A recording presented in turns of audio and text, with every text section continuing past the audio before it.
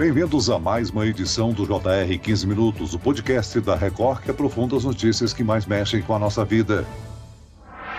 No Brasil, o abandono de animais é crime desde 1998. Em 2022, existiam cerca de 30 milhões de animais abandonados nas ruas do país, dos quais 10 milhões de gatos e 20 milhões de cães, de acordo com a estimativa da Organização Mundial da Saúde, a OMS. Entidades e mesmo pessoas dedicadas tentam ajudar abrigando temporariamente e buscando um lar para esses animais. Segundo o Instituto Pet Brasil, em 2019 existiam 370 ONGs de proteção animal no país, tutelando 172 mil bichos. O que gera o abandono de animais? O que fazer se encontrar um cão ou um gato abandonado? E quais os cuidados antes de adquirir um pet? Como fazer denúncias de maus tratos? O JR 15 Minutos de hoje discute este assunto e a importância da adoção responsável com a diretora de operações e cofundadora do Instituto Ampara Animal, Raquel Facuri. Bem-vinda ao nosso podcast, Raquel. Olá, obrigada pela oportunidade de participar e poder trazer um pouquinho sobre a causa aqui com vocês.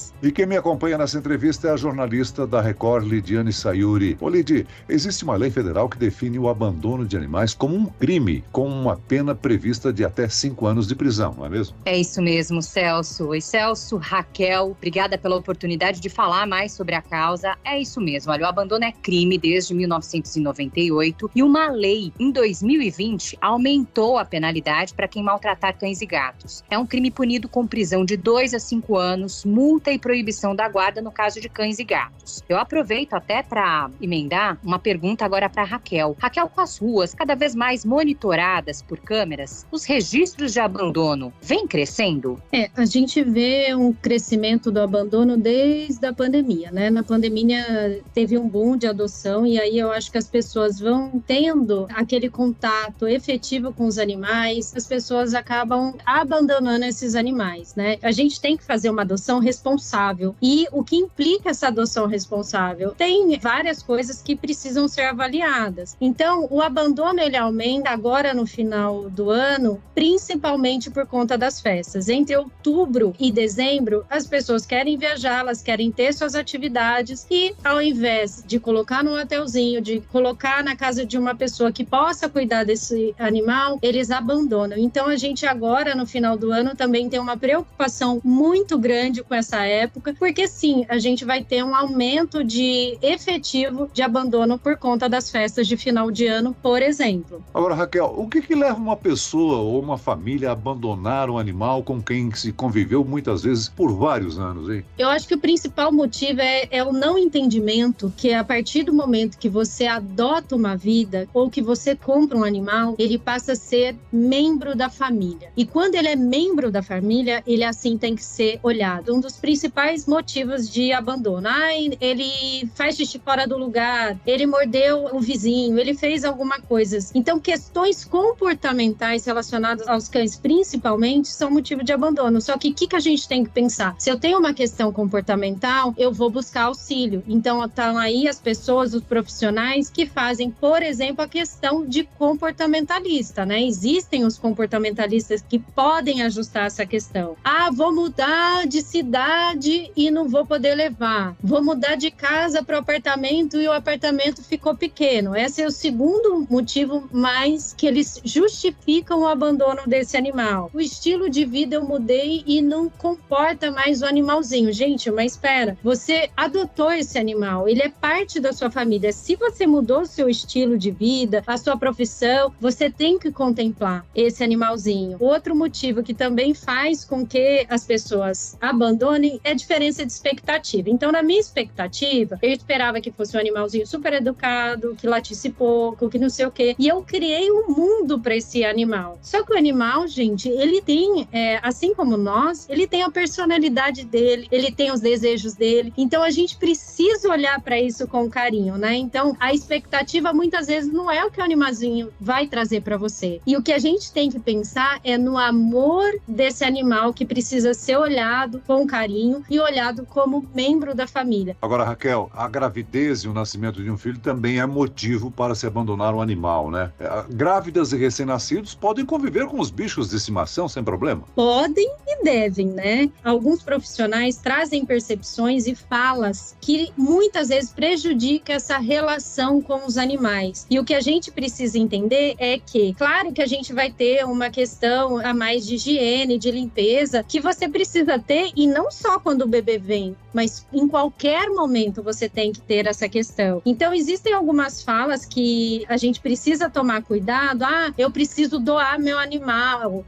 Quem mais sofre com isso, por exemplo, são os gatos. Ele pode passar doença para o meu bebê. Então, é muito pelo contrário, né? A gente tem relatos de mães que o neném, desde a barriga, o gatinho ou o cachorro nota que aquela vida está crescendo. Então, desde o comecinho, explicar que tem uma vida vindo, que vai ser um novo membro da família, ter esse carinho e esse cuidado com o animal, porque de repente ele era, digamos, o filho único e agora chega uma criança que vai disputar espaço com essa criança. Então, eu tô com uma colaboradora que ela teve essa experiência e o cachorrinho foi lá e fez cocô no quarto do bebê só para falar que não estava gostando muito do cenário. Mas depois, com o tempo, eles viraram melhores amigos. Pode ser que aconteça intercorrência nesse caminho? Pode, mas a gente sempre tem que pensar que existe solução e que a gente tem que organizar para que essa família esteja sempre unida. Raquel, algumas doenças de animais podem ser transmitidas para humanos. Nós temos aí as redes sociais como grandes propagadoras de informações verídicas e também das fake news. E, ultimamente, os gatos foram alvo de uma zoonose, a esporotricose. Espalharam que as pessoas que tivessem uma ferida poderia ter sido causada essa ferida pelos animais, pelos gatos que transmitem a doença. O que eu acho que a gente deve esclarecer bem aqui, como profissionais da mídia, é que muitas vezes, e quase sempre, é possível tratar sim um animal de estimação com esse tipo de doença sem se colocar em risco, não? Com certeza. Então, para tudo na vida, a gente precisa ter os protocolos e cuidados necessários para que tenha essa segurança, né? Então, a esporotricose, ela tem tratamento, ela tem cura e ela pode ser feito, o tratamento, através de antifúngico, orais ou antibiótico, vai depender do grau da infecção do animal. E quando a gente for manusear, que esse manuseio seja feito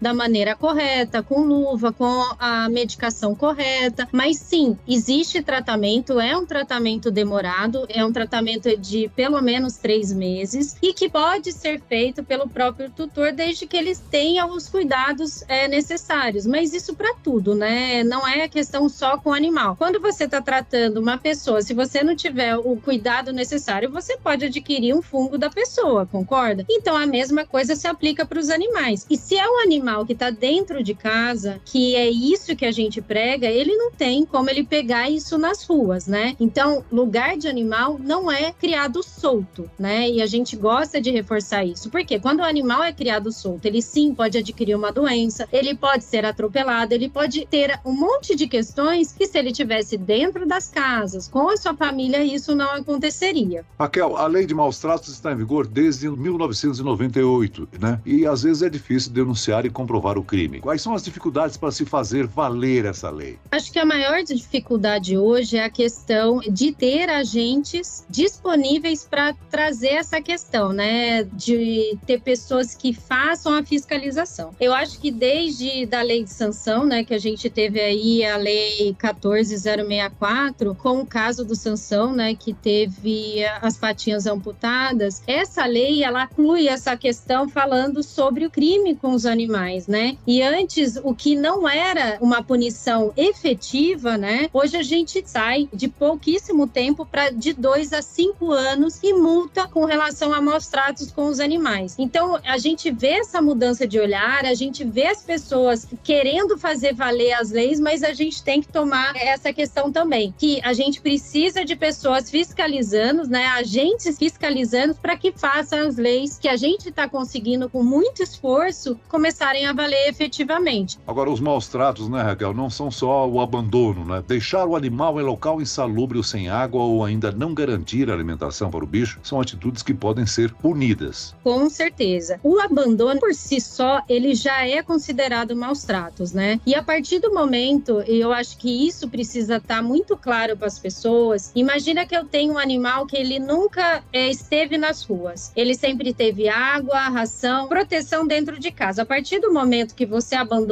ele passa por uma série de questões e ele pode vir a óbito, né?